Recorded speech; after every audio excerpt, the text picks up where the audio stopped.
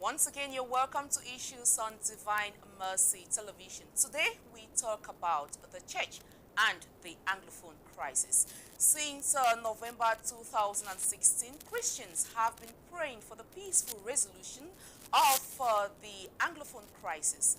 In the eyes of man, it seems that the more Christians pray and fast, the more the attacks on the church. Joining us to examine this tragedy is one of the parish priests, or the parish priest of St. James of Ikata Parish. Please let us welcome on board Reverend Father Frank Bayo. You're welcome, Father. Thanks. Thanks for joining us on this edition of the program.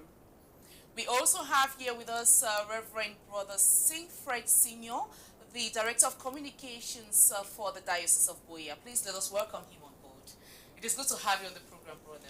Thank you for having me, Mirabelle. Thank you, Brother Frank, for sharing this platform with you for the very first time.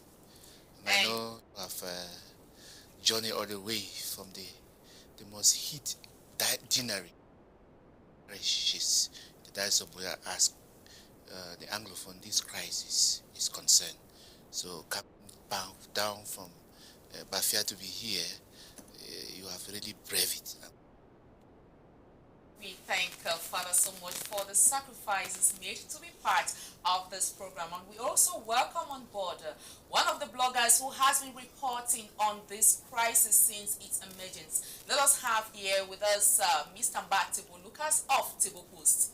You're welcome to the program. Thank you very much, Mirabelle. Thank you. Good evening, televiewers. It's a pleasure to be here. Pleasure to meet you, brother, once again. And Father, welcome from Ikata. Welcome from Ikata, and now we get into the discussion proper. The church, as we all know, it is a neutral, a political and non-partisan institution, and so we shall be finding out of the church as far as the Anglophone crisis is concerned. And I will be asking Father Frank to give us his opinion on this. Well, it's very clear that the church is apolitical. The church is neutral. As a priest and as parish priest of St. James Parish, Ikata, I was sent there by my bishop to preach the word of God, and supposed to preach the word of God in and out of season. So I didn't go to Ikata to talk politics or to do politics. I went to Ikata to preach the word of God and to make sure that everyone in Ikata, sons and daughters of God, people who are made in the likeness and image of God, they are able to hear the word of God and to keep it. So the standpoint of the church is that the church does not directly get involved in situations like that, but the church makes sure that children of God are happy, that children of God feel happy wherever they are. And that is why the church decided that I go to Ikata, to be able to bring hope to the people, to be able to stand by the people, even in their suffering. And that explains to you why, even in the midst of the crisis and difficulties, the Catholic Church is still present in all the difficult areas of the Anglophone.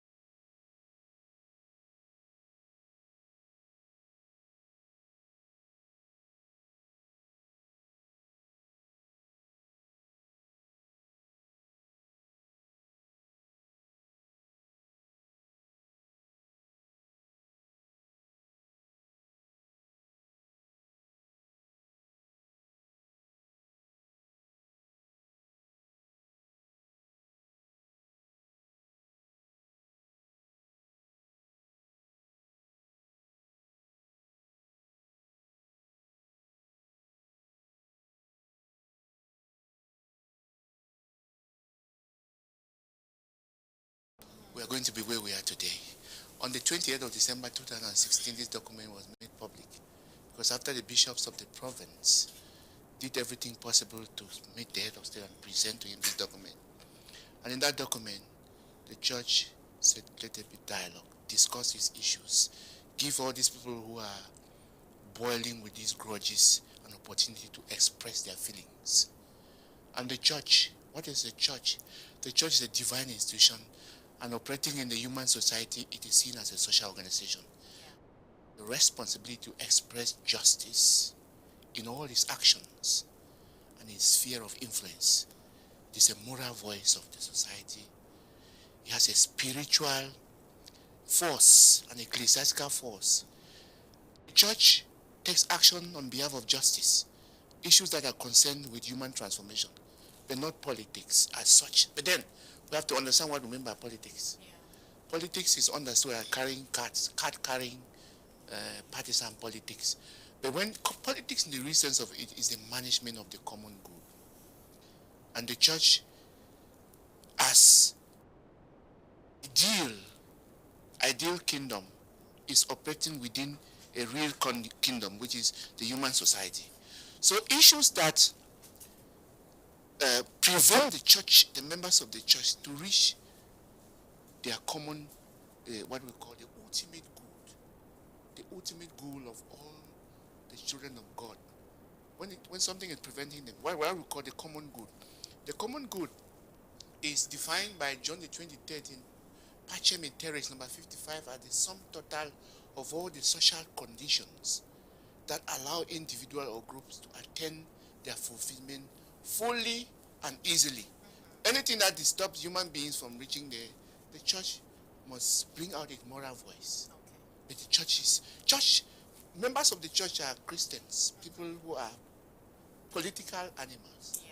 But church leaders are not supposed to take part in partisan politics because they will divide the church. But when we understand the real meaning of politics, which is the management, the organization of society for the attainment of the common good, the church can never ignore when its members, its role is being interrupted or prevented by this common good. Because the common good leads the children of God to reach their ultimate good. So if you are not happy, you don't have food to eat, you don't have where to sleep, then the dignity of a human person is being tampered with. Because we are created in the image and the likeness of a God who has given us his image, and that dignity flows from it. Once there is something that tampers with that dignity, the church cannot remain silent. The church will speak. And the church has remained on that position. And the church has called for dialogue. No one has the right to take away human life, whether the government or the so-called separatists. The church has remained there for every time. This document which I mentioned that was published on the 28th of December 2016, there have been further interpretation by different bishops, reiterating the stand of the church, even the National Episcopal Conference, all the bishops of this province, and the priests in the parishes. As Father said, people have escaped from the hinterland. The church has remained there. The church has remained there. And given this neutral nature of the church and non-partisan nature of the church, I would like to find out from you, Mr. Mbatibo, you have been blogging about this crisis since its emergence. Do you think that the church has stayed true to this, its nature, since the emergence of the crisis? Once again, thank you. Good evening, televiewers. I think by and large, the church has remained apolitical and neutral with regards to this crisis. I think the document what Sylvia is talking about, I think it was a relief. I read that document and I published that document. Personally, with opinion, I felt like it had a lot of facts. It was filled with historical background and things necessary to understand why there is a crisis and stuff like that. But I felt like personally, it felt short of substance, and it was just full of a lot of explanation, historical background, and perhaps that's why the document has not really served its purpose, and we are still in a crisis. The document was issued in 2016, and more than 5,000 persons have died since that time till now, and the crisis has only got worse. So again, but the problem is not about the role the church has decided to take for itself. It is what the population of the Christian expects from the church. Should the church be neutral, or the church should be truthful and aggressive in a time like this when its own Christians are being killed, are being butchered, are dying. Because the church has said, oh, we are calling for dialogue, both parties should dialogue. But there's nothing that's changing. They've been singing this same song for the past 5 years or so. Nothing has changed. Priests have been killed in this crisis where that's lost a priest. It's not along the line. Yeah. Christians have been killed. Yes, the church might be operating from all the different dioceses or different parishes around. But the truth is that the Christians cannot live in some of those places. Yeah. Most of those Christians have migrated. Because some of these church leaders, whether the priest or the catechists, these are huge opinion holders in their society and communities. That is why when the catechists, for instance, talk in some of these villages, it's like it's Bible. They respect them. So these people can actually live in these communities and still coexist with the separatist fighters or the military or the security forces. But the general population, the Christians of the church, cannot live under these same conditions. So the fact that a church might be operating in, say, Batibu does not mean that the population of Batibu is there to attend those church services. So I think that generally what the population is really expecting is for the church to take a different tone, I think, from what it has adopted in their 2016 letter, which kind of gave a roadmap to where they were heading to. I just want Brother Siegfried to react to what Batibo has said. He thinks that the church should look at it differently. What do you think? I think I disagree with him totally. Okay, and The very why? the very first thing he said is the document was just an explanation. Yeah, it was void of some substance. I wonder whether he read that document. Now, the very first thing you need to know is that when somebody is grieving, the first step towards reconciling, give room for that person to express the feelings. The moment you express that feeling, you yourself, you will start talking the solution to the problem. So is it that the I'm coming. Okay. I'm coming. So immediately when the crisis started, because you know that document was informed by the fact that there have been attempts to distort the history of this country. The church reminded, and that document proposed solutions. Proposed how that, because the church, the bishops warned, listen to these people, create room for dialogue. The church does not have repressive apparatus. The church will always conscientize the people and remind them. The church has no, it is an institution that will remind you. Eventually, the church has been accused sometime in the past of not fighting slavery. Sometimes I heard somebody in one television platform said the church will say, slave, respect your masters. Masters, respect your slave. But the promotion of love and the preaching of the church eventually led to the abolition of slave trade. And that is what the church has been doing. Now, when he talks about, when you go to these places, I've gone to Menka, where they killed so many people. I've gone right up to Kumbo. I've gone to, the only place where the people run to is the church. And then, secondly, so many people in the bushes where the government has not ever gone there.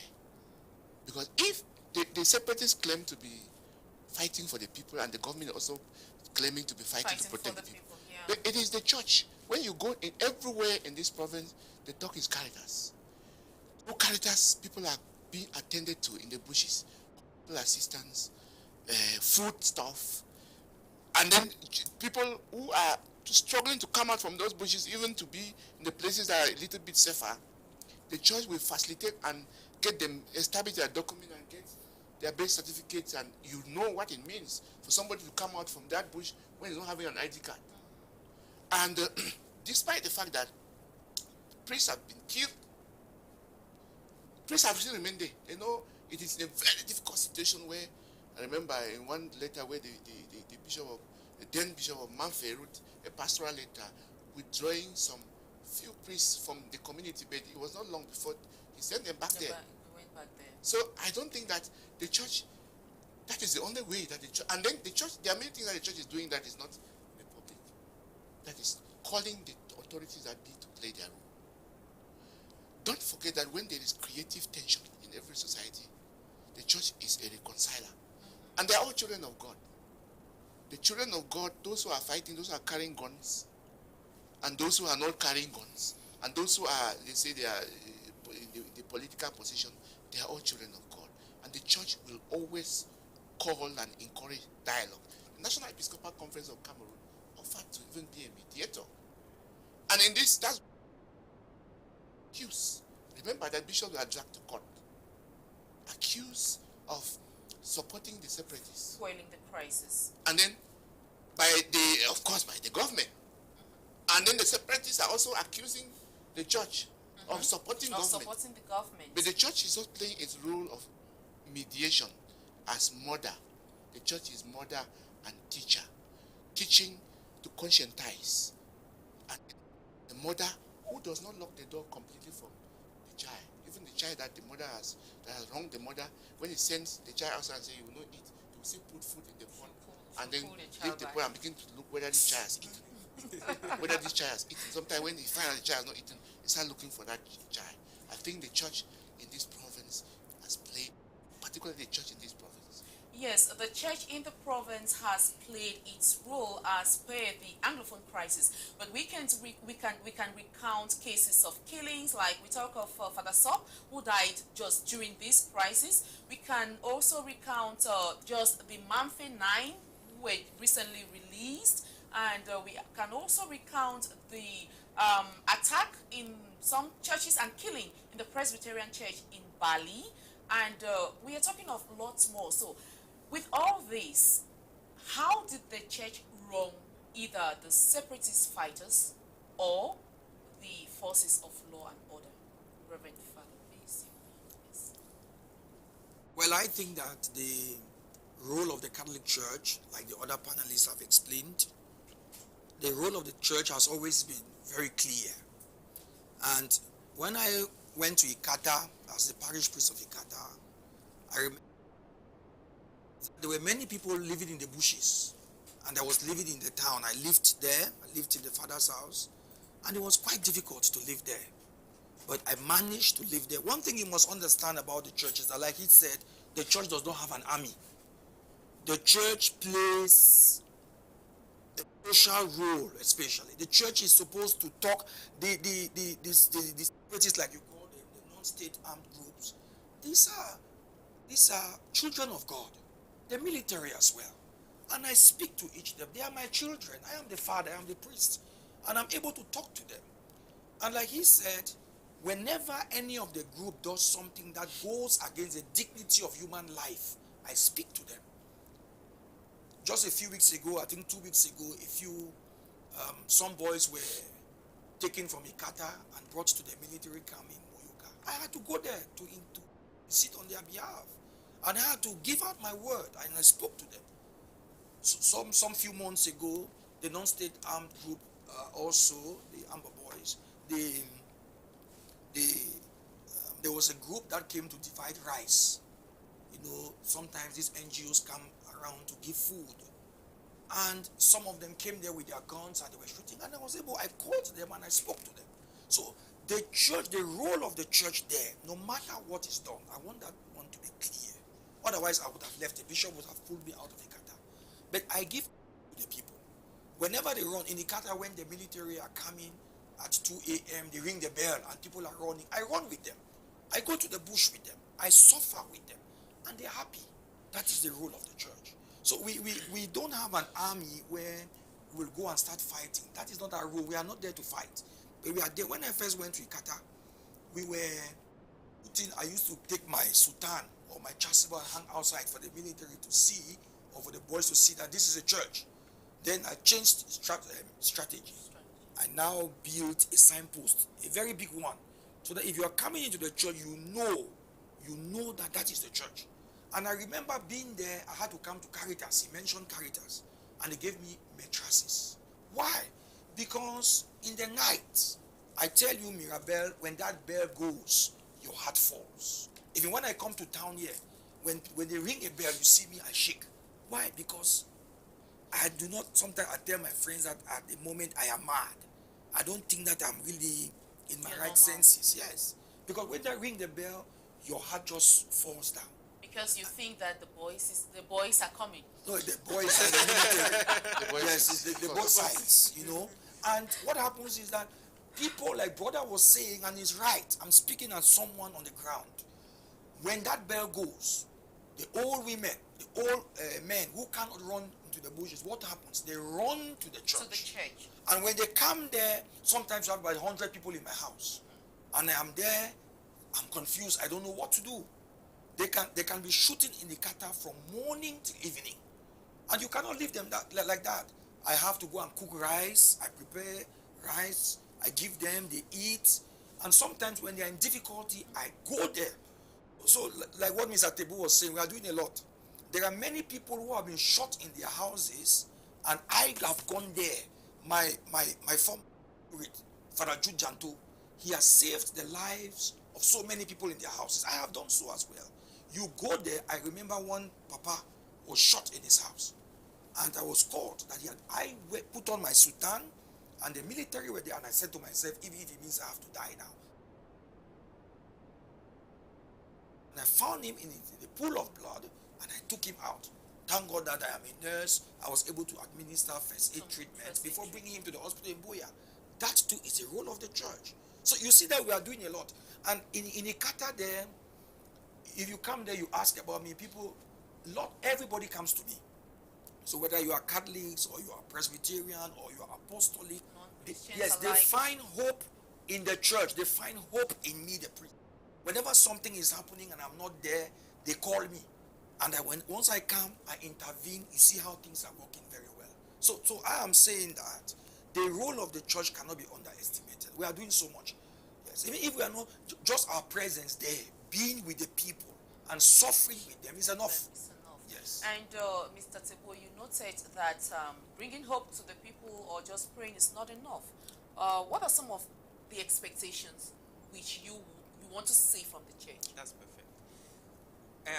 Thank you very much. I must say that there's a lot the church can do. Okay. I sincerely believe that politics infiltrated our church. You see, Desmond Tutu once said that you don't expect us church leaders to go and preach to people who are in pain, who look up to us to say the truth. That is why he led a crusade against apartheid. Take the Soweto massacre in South Africa. Church leaders, bishops, they went to the street and protested. And they found a way for peace. Peace came into existence. Take DRC. When Kabila wanted to change the constitution and remain in power forever, it was the same church, led by Catholic bishop, who went to the street and said, no, this cannot happen. And he left office. Just imagine for a second that the bishops of Cameroon organized a protest in Yaoundé and blocked all the major streets with Catholic Christians in this country. There's no way.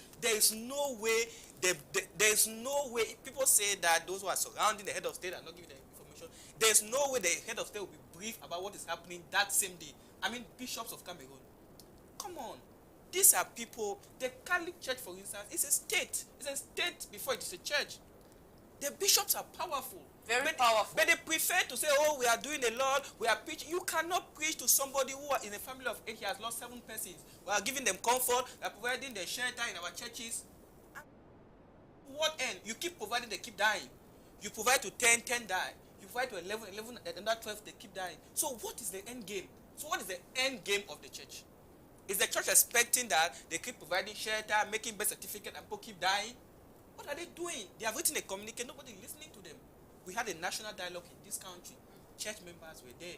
Late Cardinal Tumi Emeritus, he was there. What happened? Nothing is working. So you cannot.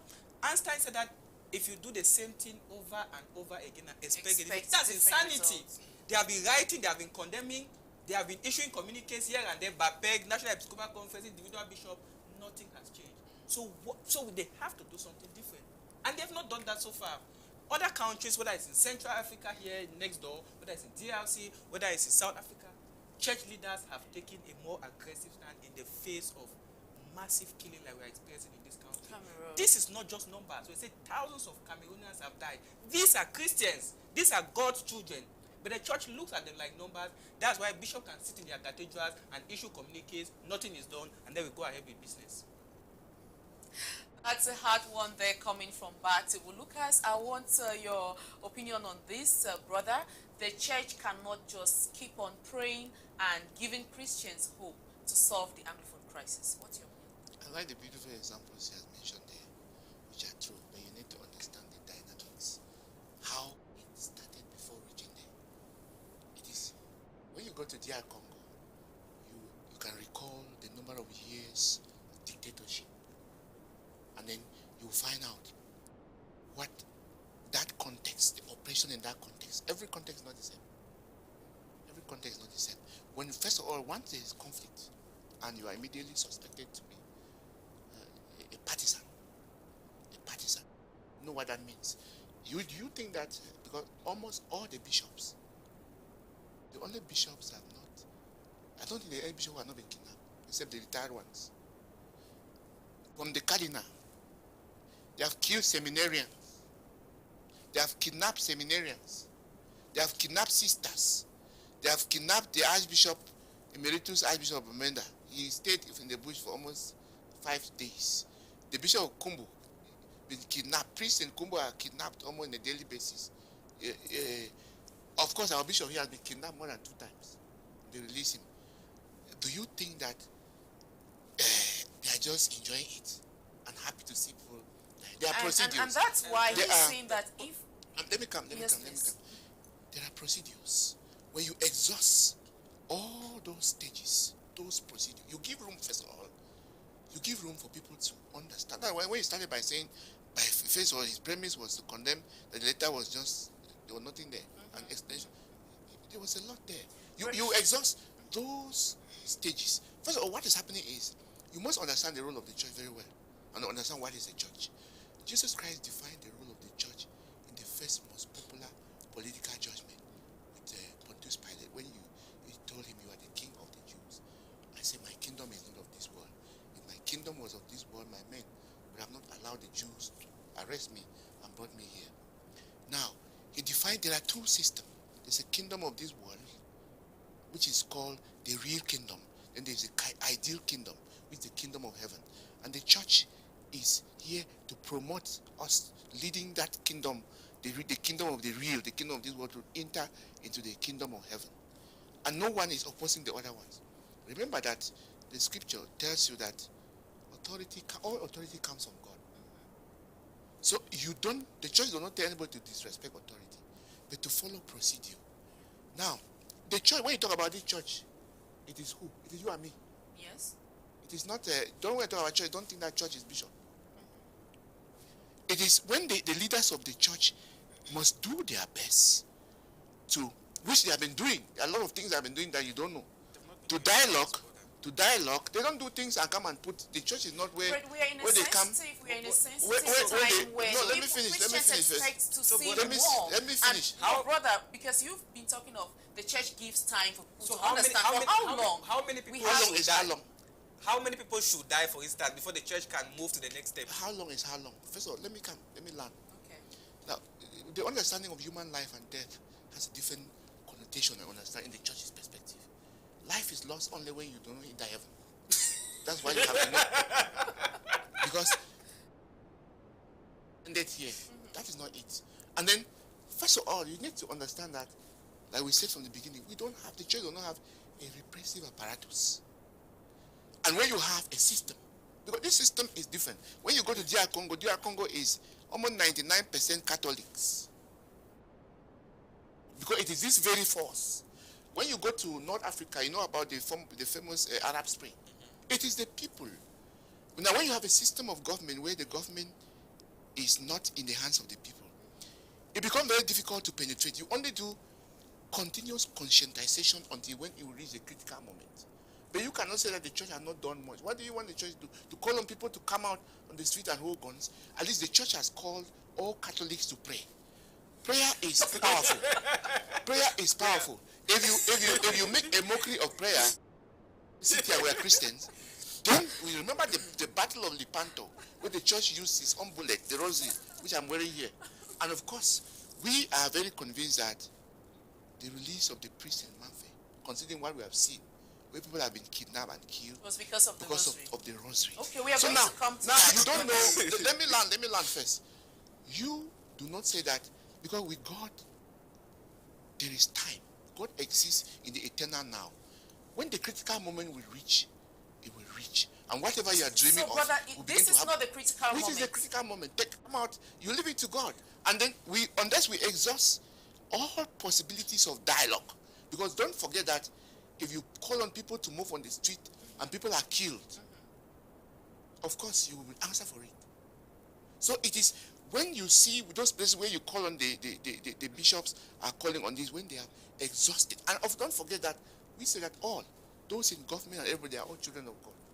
And then when you talk to a people and they promise, we are going to do this, we are going to put on this. Of course, you people are the ones in the political setup who sing the praises of the efforts that have been done on construction and all whatnot. This crisis did not start today. It started boiling so many years behind, immediately after the so-called reunification. And the church started calling. Don't even forget that when the Mini missionaries who were celebrating 100 years of their mission in Cameroon, when they came here under the British government, they did not have it easy with the British authorities that were here. If you read history, you see they already disagreement and all whatnot.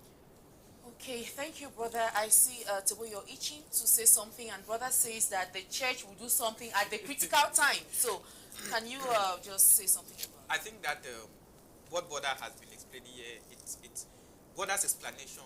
It's a reason we are in this crisis in Cameroon.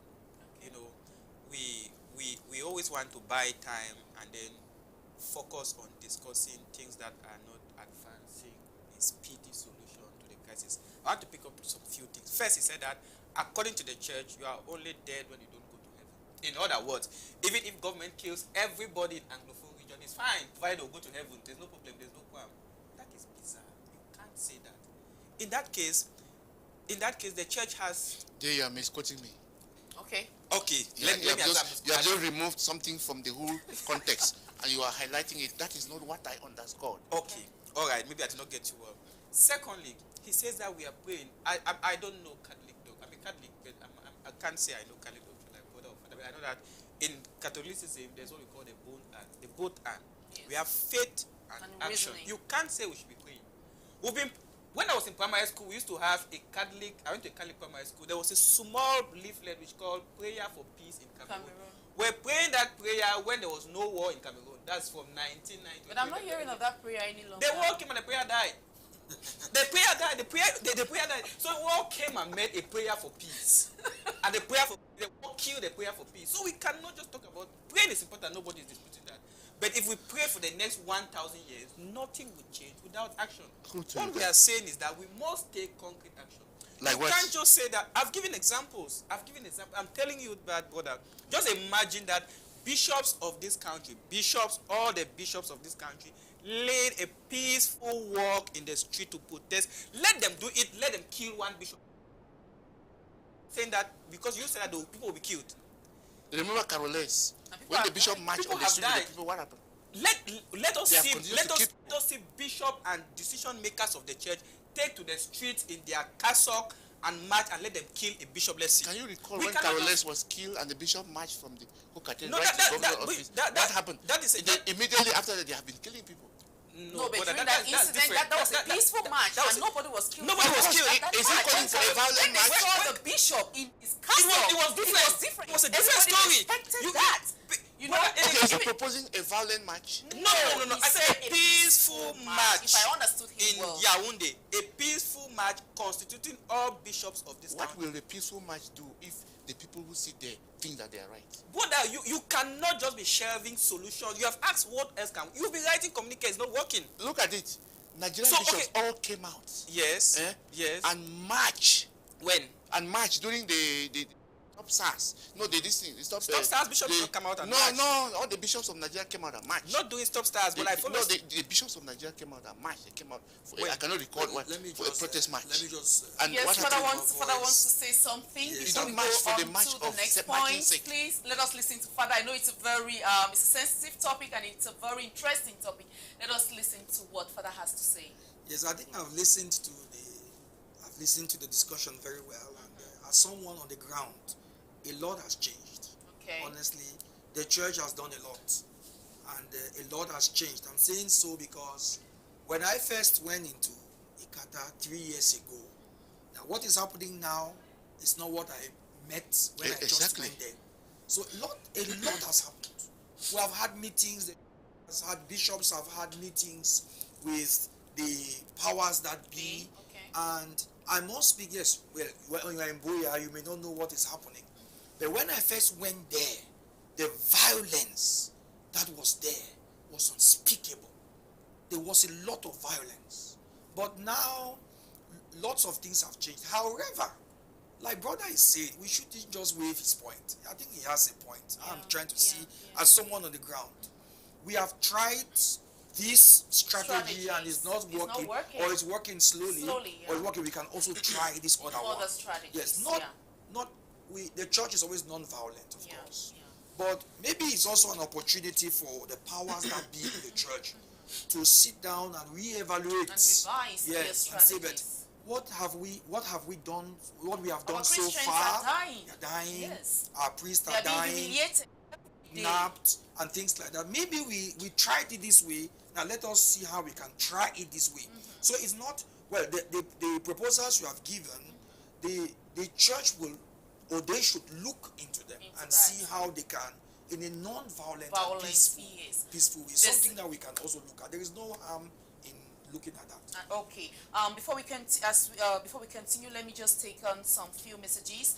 Singer Ikomi Otto says that the church has been the last resort for comfort instead of the first resort. And Christopher often says, good evening to the powerful team on board, most especially to Reverend Brother Singfred. Thanks once again for the awareness you bring to the people of God through your program.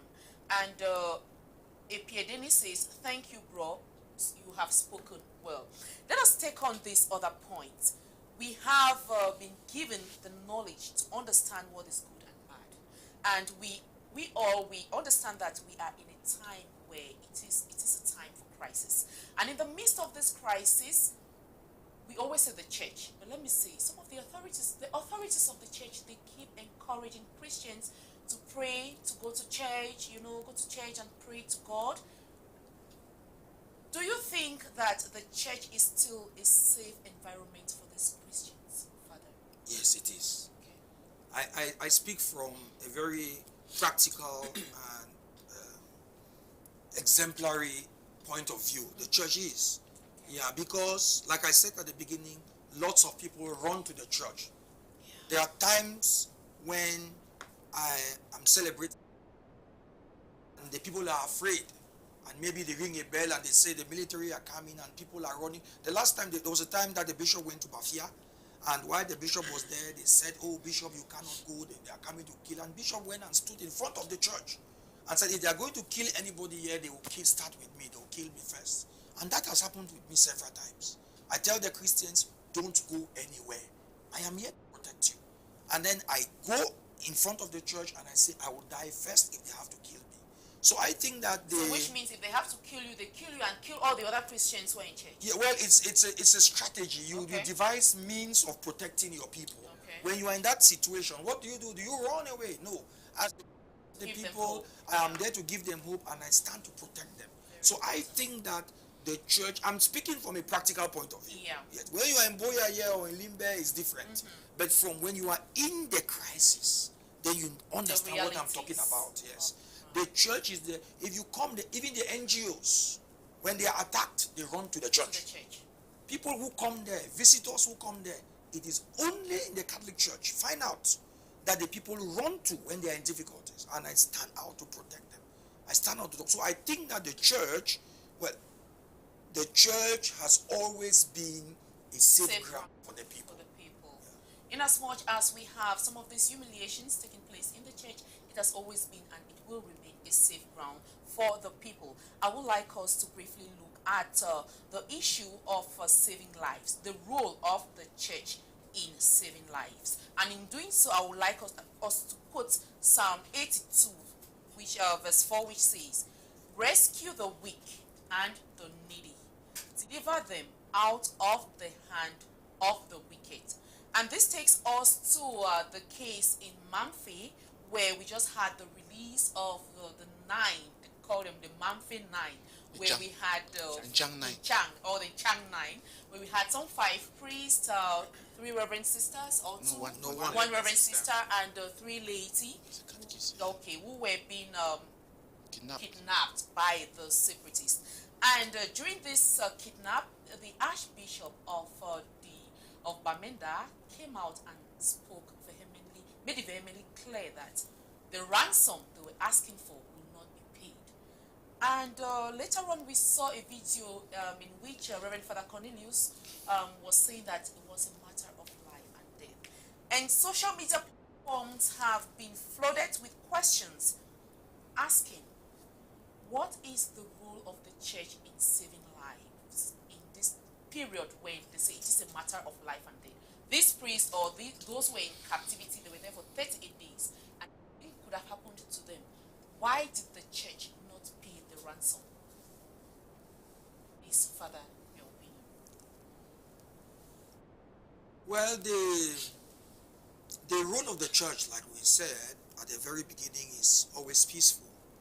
And the church believes in dialogue. Brother said it from the very start that we believe in dialogue. The to discourage the issue of using human beings as a bait, human beings as a way of making money. And the church tries every means. The church uses every opportunity to try to talk sense, either to the state groups or to the non-state groups. So I think that if the church, for me, when I saw the video, I felt very, to be honest with you, as a priest, but also as a human being, because I'm in that situation, it can happen to me tomorrow. Yes. And yes, I know I'm a priest, but like I said, I'm a human being. Yes. And if it happens to me, and it can happen, who knows? You know, we for that. But I think that we shouldn't derail from the role of the church. It's always peaceful, and the church has mechanisms. The church may not come out publicly to say that we are talking, we are doing this, but the church has a way that the church goes about it.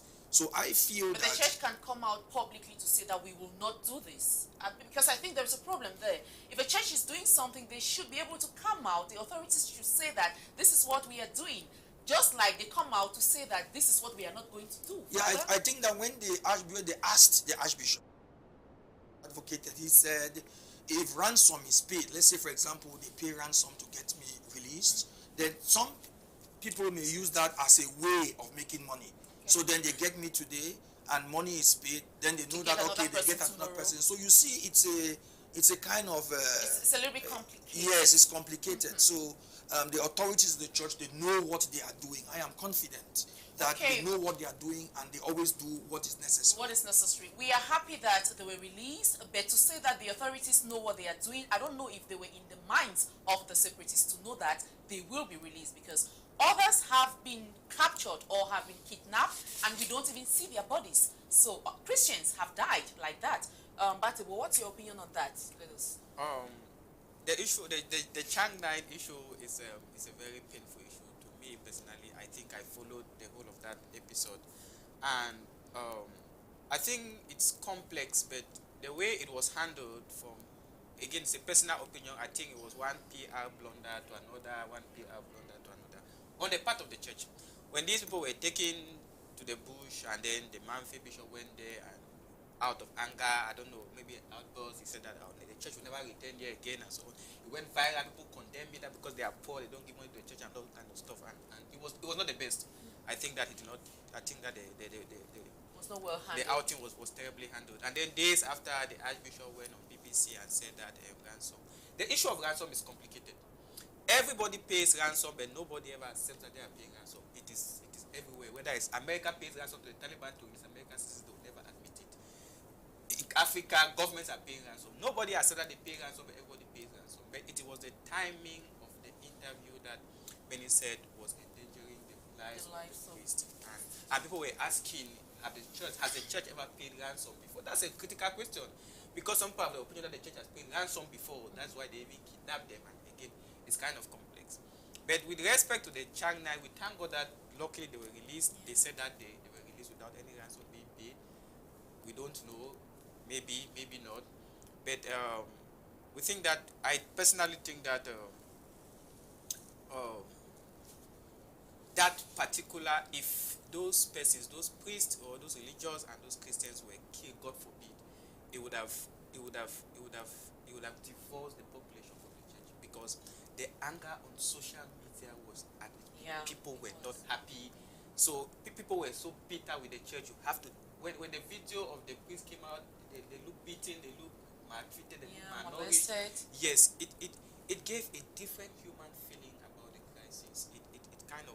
It gave the impression of church leaders who don't care about their Christians or their priests. People were saying that, just imagine was a bishop who was kidnapped.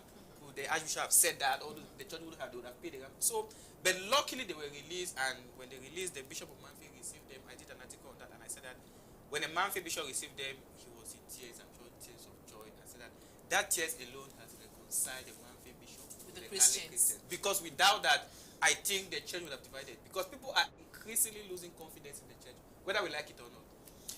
Brother Siegfried, I would like your opinion on this, because some of the questions I saw on the social media was the fact that if it was the archbishop who was kidnapped, or any of the bishops in the ecclesiastical province of Bamenda who was kidnapped, will the church not go in for contributions upon contributions to ensure that they pay the ransom and release the bishop?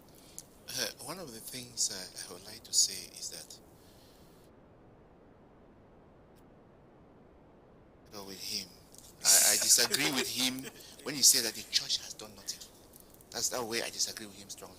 He could have said that the church has done this, but they need to do better. They need to do more. That's why he should do more, according to his own measuring opinion.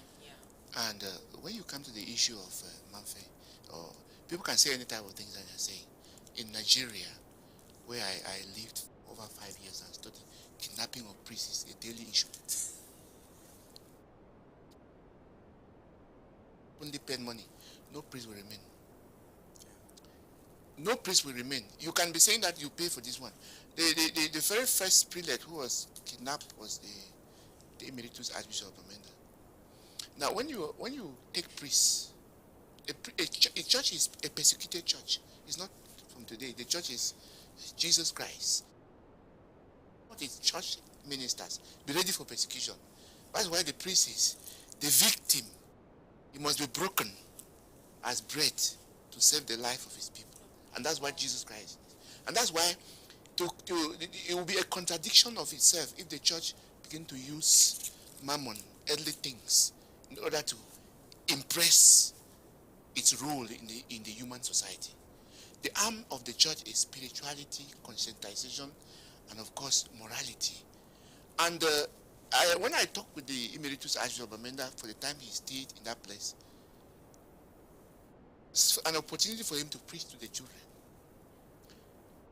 People have said all time, I was following up every development in Manfred. I was in constant communication with the director of communication for the Diocese of Manfred as well, following up. No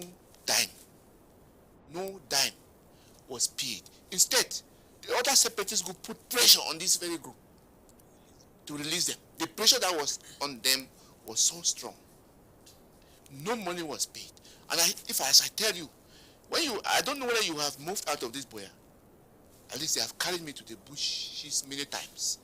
You need to be in the presence of these boys and know that if they count money and give to them, no priest will remain in the parish. They will carry their own. And so the church is also sensitive to those things, so that it doesn't seem as if the church is a money-making machines for the separatist fighters. And so in the midst of all this wahala, as we should call it, Christians are losing their hope. They are losing faith. What are some of the words of encouragement, Father, you will give to Christians as they continue to look up to God for the peaceful resolution of this crisis? I don't know whether people in Boya are not seeing that lots of things are happening. But for us in Ikata, we are seeing it. And like I said, when I first went there, and where we are now, there is a great difference. I am there with the people. The presence is important. The fact that I'm there with the people, no other pastor is there. Yes, I am there with the people. It's already a sign of encouragement and hope. And I keep on, every aspect of the church, just like it goes on in Buya, also takes place in Ikata. I make the people understand that God is with them, and truly God is with them, and they can see, they can testify. Yeah, a few mistakes have been made, few things have gone wrong, but the people, and the church tries to give, we are giving water to the village, we have given light to the village. So we are not only talking, but we are acting. It's the church. With the bishop, we wrote a project to the US, and the children of Ikata, they told me we give water to the people. So it's not, that is hope to the people. So we make the people understand that even in the midst of the crisis, they can still live, they can still survive. So there is nothing, I don't know what else to do, but the very fact that I live with them is enough hope for the people and encouragement. Because the people see, every day, the people see that the priest is there suffering with them. Yes. And you remember you noted in church that if you get into the church, your parish, Jesus's hand has been shot. Yes, and the leg. It's so interesting, you know. You come to the church there, and that's one thing. We personally in our deanery in Muyuka, and personally as a priest, I'm so happy with the bishop because he has come to the Ikata and come to all the places, and you'll be surprised to know that since the bishop came to this diocese, all his episcopal anniversaries, all of them have been celebrated in Ikata. Yes, he did not go to Boya or to the cathedral, but decided to come to the suffering people to celebrate with them, and they were marveled. That Mirabel is enough encouragement. It is enough encouragement, and just to note that there had never been a time when the bishop went to those areas which we earmark as the red zone that we heard of any shootings. Yes. Okay. That's the respect that both the separatists and the forces of law and order have for the authorities. But let me tell you that the first time the bishop went to Munyenge, we were in Munyenge, we went there, and after Mass, there was a hold-up. We were almost kidnapped. And I remember the bishop was sitting in his car. The bishop sat in his car, and the dean was trying to make arrangements, and nothing was working. And he sat there for about, I think maybe 45 minutes or so. And we had talked to the boys. There were some new boys who came, who didn't know us, or something like that. And the bishop came out of his car, called them, and said, I am the bishop, and this is my area. And I have got the right to be here. And all of you are my children.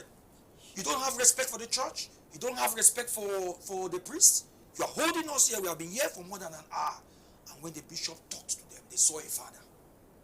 My priests have been here. My priests have been working with you.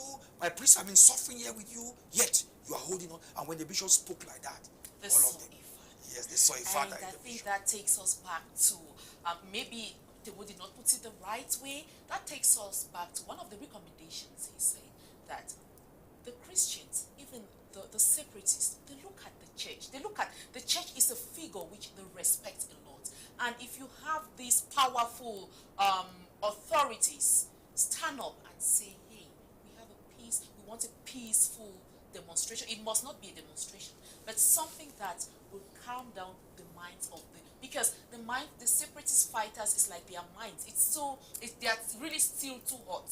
So we really need something to make, or to speed up the end of this whole crisis. Brother, I know you're looking at me and you're smiling. I don't know, you have something to say before we round up with the program. Yeah, I think I want to let you know that to say that people are losing hope in the church is not true. It's true. No, it is, brother, it is not true. Allow me to learn. Okay, please learn. When you go to Kumbu, everyone who is killed there is buried by the church. And like my father said, when you move, that the people want to push the church, they don't understand the role of the church. They see the church as a political party that should come out and use the contrary. The church does not have repressive apparatus. The church does not have that. The process of conscientization of teaching the children of God to understand the right thing is not automatic. It is all this. Don't think that those who are in government and those who are in the bushes are not children of God. They are Christians. Now you are just saying that the father should just get up and maybe send away these children because their own is too much. You must give before what is called, you remember, you mentioned that they went for the national dialogue, which the according to the separatists, it was a monologue, which I also think that it was a monologue, but that monologue is important. Why is it important? It is important because when something is happening, talk. Even you are talking to yourself. Just talk. When you talk, what is inside you come to focus and you begin to reason well. And it is dialogue is a process. And this process, you don't know what is going on under. They are pushing and pushing. Like Father said, the construction of the mind is the most important thing. You can stop the war. When there's war, the what we call peacemaking and the peace transformation. Now, when you stop, you now move to dialogue. And the church has consistently called on, no one has a right to take away human life. No one, no matter whether it is the military or whatever. And the church, when they killed the priest that was killed in Manfred Father Cosmas in 2019, he was directly killed by the military. That one was clear. And the Bishop of Kumbu did not hesitate. The Bishop of Manfred to say it. And when he said, they started threatening him. You know about all the Ngadbo massacre. But then, the system where you are operating determines a lot of things. We are living in a system here where even a political party that has a right to organize a peaceful protest. The church tried to organize, bringing together Anglophones. And you know what some people said here, they stopped the cardinal and say he should go away and do. And he did not give up. He continued with his pressure. And when it will reach the critical moment, that is the moment of God. Know it. And that when that moment will reach, you don't know where the solution to this crisis will come. It may come from one day, one small Hail Mary, and the whole place will turn. We should not lose hope in prayer. Okay. We continue praying, and the church should continue pushing. Okay. You could have said that no, they should go a little bit faster, according to you. Not that the church is doing nothing. Okay. I will not accept that.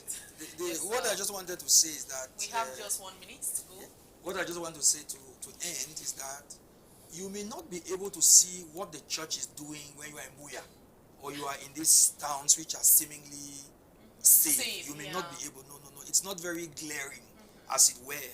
But when you go to the hinterlands, when you go to where the red zones, the red zones, you know, the ground zero, then you can really see the work of the church. It's quite out there. Okay. Yes, that's what I wanted to say. All right.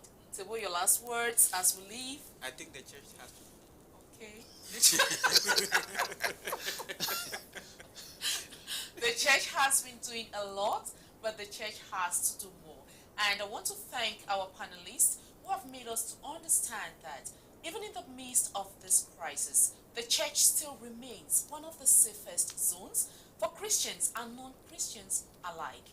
And so, let us not give up with our hopes. Let us keep praying, but let us also add actions to our prayers to ensure that this whole Anglophone crisis comes to an end.